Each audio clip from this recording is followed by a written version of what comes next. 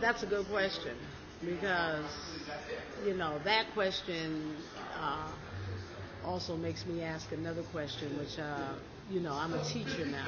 And when, when we celebrate Dr. King's birthday, I often wonder, what Dr. King would think in terms of what is going on now. But we all know that he was moving into the economic realm. And I think he was realizing that it wasn't just racism, but your status in life, your economic status also dictated, how mobile you would be in this particular society.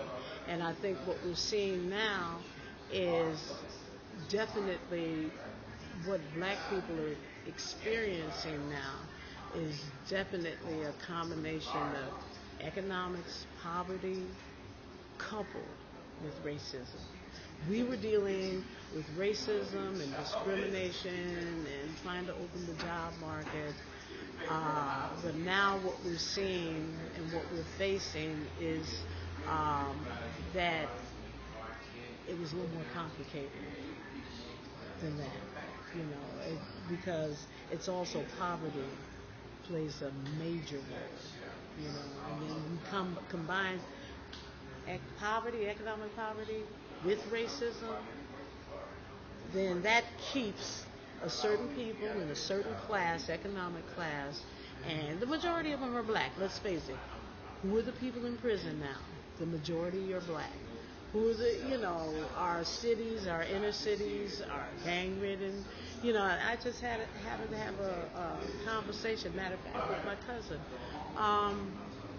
Do we really think that these cities want to do away with gangs? And the conclusion that we actually came to is that as long as the youth, the black people are being dysfunctional and part of a subculture in the United States, they will never be an economic threat to this country.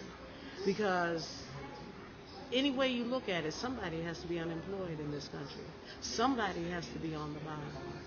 And matter of fact, I took a course at Montclair State, a graduate course in critical thinking, and one of the essays, a book of essays, and I'll never forget it, but one of them was written by a Rutgers professor, and her point in the essay was that the public school system is designed to maintain the status quo. So if you're on the bottom, you're going to stay on the bottom. Yeah, there are a few who will make it up.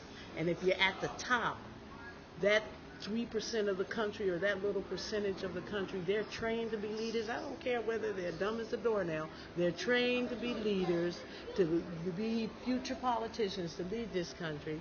And those on the bottom are going to stay on the bottom. So we're looking at an economics as well as still there are backlashes of racism. I would say the fact that, I look at Barack Obama, and I know, it's like I showed the kids in my class, Mississippi Burning. I know that people dying in the 60s is what made it possible for him to even, to run and to get the Democratic nomination. But what all that went on in the 60s has brought that to the forefront. So, a lot of people right now are very excited about, Barack Obama and, his bid for the presidency. And I am too. I definitely am. And I want to see where it's going to go. And, and I know he can't be the president for the black people or the president for the white people. He has to be president for everybody in this country. But one of the reasons I supported him was support him is just from listening, to him and basically his plan for education and, some of the other, things that, he would like to do. So we'll see. We'll see. But I don't, I just sometimes wonder. I said all that to say, I really wonder what Dr. King would think, what he would do, what he would say. Even Malcolm X, given the state of black people. So now we have Barack Obama running. So we'll see what's going to happen.